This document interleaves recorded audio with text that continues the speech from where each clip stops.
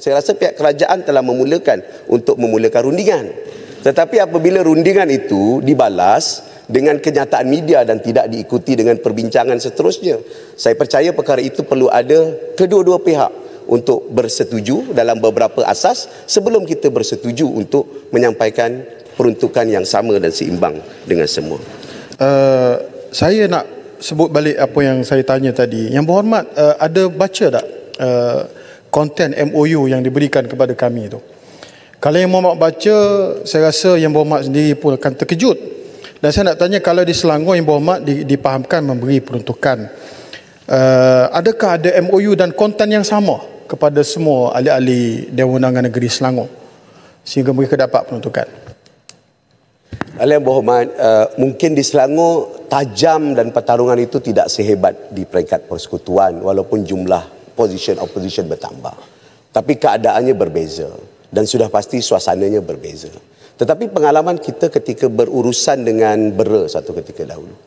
BERA telah mengemukakan satu solusi ataupun satu MOU cadangan diikuti dengan pembentukan jawatankuasa. Berbulan-bulan jawatankuasa itu bermesyuarat. Detail pergi ke baris dan tiap perkataan supaya kedua-dua pihak setuju. Jadi saya percaya langkah persetujuan MOU itu kalau dimulakan dengan satu preamble ataupun satu aturan yang tidak dipersetujui dan agak dianggap sepihak, ia harus ada cadangan balas dan harus diwujudkan medium. Kalau tak, kita akan terus mengutarakan isu-isu politik daripada isu pokok, iaitu peruntukan dalam ahli parlimen yang adil untuk digunakan. Jadi saya percaya hal ini perlu diurutkan dengan perkara tersebut. Bukan dengan statement, tetapi statement itu kemudian mengajak untuk berlakunya kegagalan dalam MOU atau pembicaraan tersebut. Apa maksudnya berhormat pertemuan yang tajam itu? Baru beberapa hari lepas kami semua mengundi menyokong usul kerajaan. Hanya satu orang saja yang tak sokong. Jadi kalau itu dijadikan alasan, saya rasa tak tepat. Tapi cara yang berhormat sebut tadi, yang berhormat sesuai jadi mediator untuk selesaikan isu ini. Dan sebenarnya kalau daripada gaya pentadbiran yang berhormat layak jadi Perdana Menteri sebenarnya.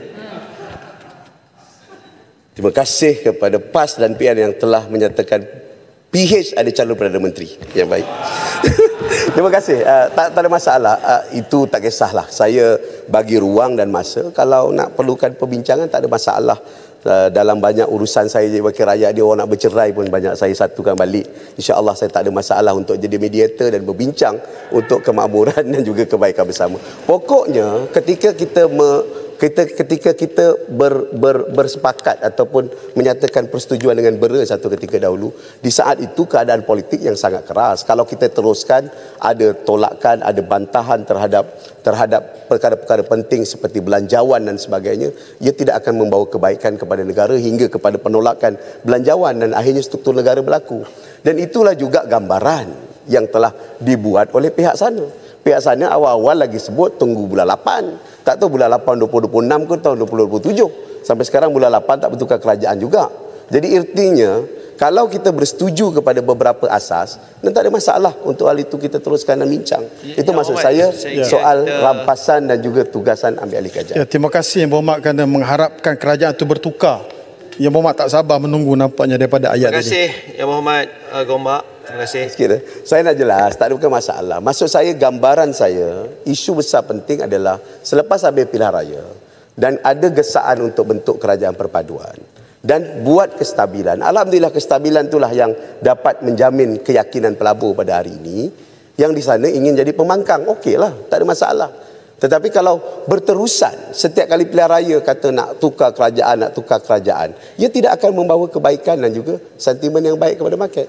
Saya nak nyatakan, saya tak bersokong ada rampasan kerajaan yang dibuat melalui pintu belakang ataupun daripada atap ataupun daripada mana-mana.